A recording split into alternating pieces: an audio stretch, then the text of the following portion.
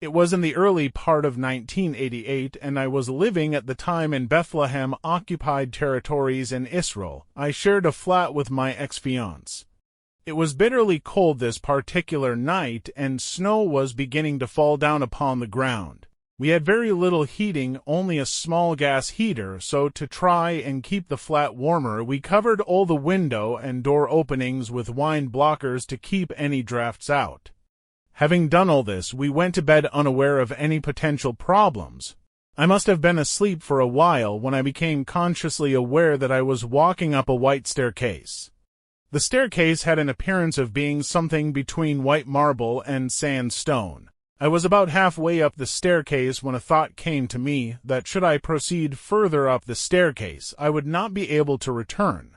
I stood for a moment and reflected on this thought. With a decision to make, I realized that if I didn't return, my son would be motherless and the unborn baby girl in my womb would not have a life either. At this point, I would have been 2 days pregnant and was not aware of this fact until the thoughts sent to me in this experience informed me of this fact.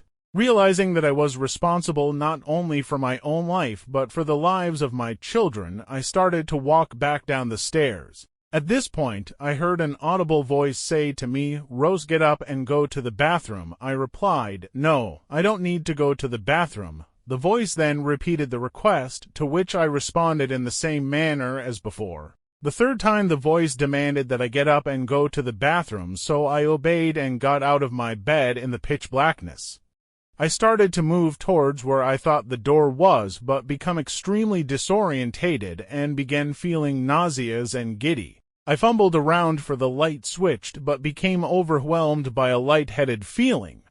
At this point, my ex-fiancé woke up and ran straight to the bedroom door, opened it, then he began screaming and ran to the front door and outside into the cold. I was convulsing on the ground, thinking to myself, "God, please don't let me be sick and vomit while I die." Now I know that might sound strange, but you will be amazed by the thoughts that run through your head while you're in your death throes. The cold air came through the front door and began to open my lungs up with proper air, which stopped my convulsions.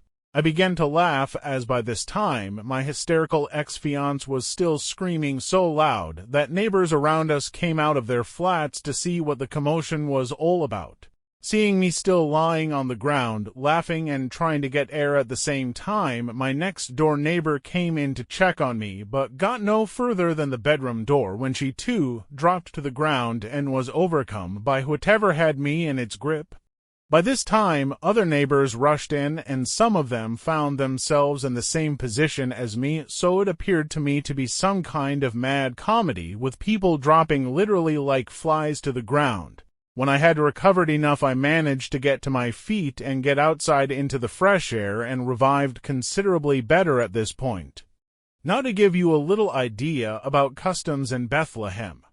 Most folk there are either Catholic or Muslim. Either way, the folks there thought a demon was attacking us, hence the reason my Catholic ex-fiancé ran screaming out of the flat.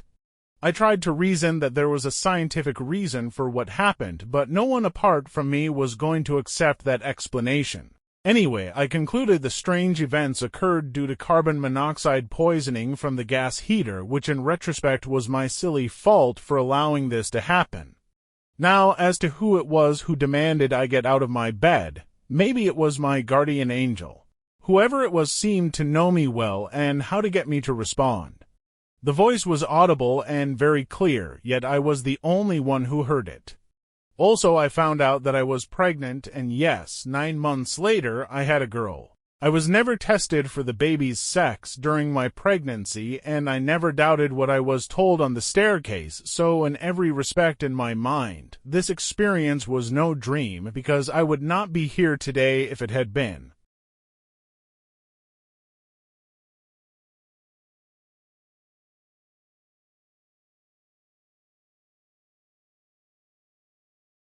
I felt the presence of another person next to me. I was not disturbed by this, as I felt familiar with him. I guess that it was a him. This was not expressed either way. I remember turning to this person and trying to look into his eyes. I couldn't really focus on his face, and it was almost painful to look. I turned back to the events that were happening. I was watching them load me into the ambulance. I was having a conversation and laughing with this person. I looked again at him, and I knew that I knew him really well. I recognized that I knew him before I came in here, into this body. I felt really happy being with him. The more that I looked at him, the more that I saw how long I knew him. I actually remembered knowing him even before this universe was created. I could actually see this. I looked and I couldn't see any time that I didn't know him. I could see long before any of this stuff came into creation. He called me by a different name that I recognized. It wasn't like a sound, but rather a feeling that I recognized as me. I felt as though he was my oldest friend. The communication was in whole concepts. When I reflect back, I can see what he said as though it was in a 360-degree viewpoint. Nothing was missing. He told me to follow him, and I did. The next thing I remember was that I was standing in front of this large red book. He told me to look, and I did. At first, I couldn't recognize anything. It was blurry like when I looked into his face. Then things started to clear up.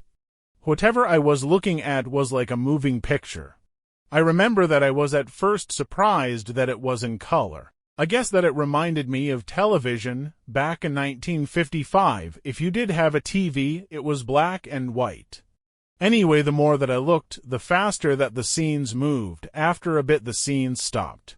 We then talked a bit about what I'm not sure, but I had the feeling that I would remember. Then he wanted me to go with him again. This time we went through a series of spirals of different colors. When we stopped, I felt as though we really didn't move anywhere, but rather these spirals moved through us. I then began to be aware of other beings, lots of beings, more than I could count. I could see all around, front, back, sideways. Wherever I placed my attention is where I saw. Whomever I saw, I felt as though I was in love with that being. There was no distinction as to gender, only a being. I knew that I was home. It all felt so natural. Then I knew that it was time to go. Almost instantly, I was at the hospital. I was watching the doctors put me in a crib-like bed. I remember not liking it at all. Then I saw a girl I knew from the neighborhood. Now I was embarrassed that she could see me in a crib. The next thing that I knew, I was awake in my body with so much pain. I remember seeing my mother, then I passed out again into darkness.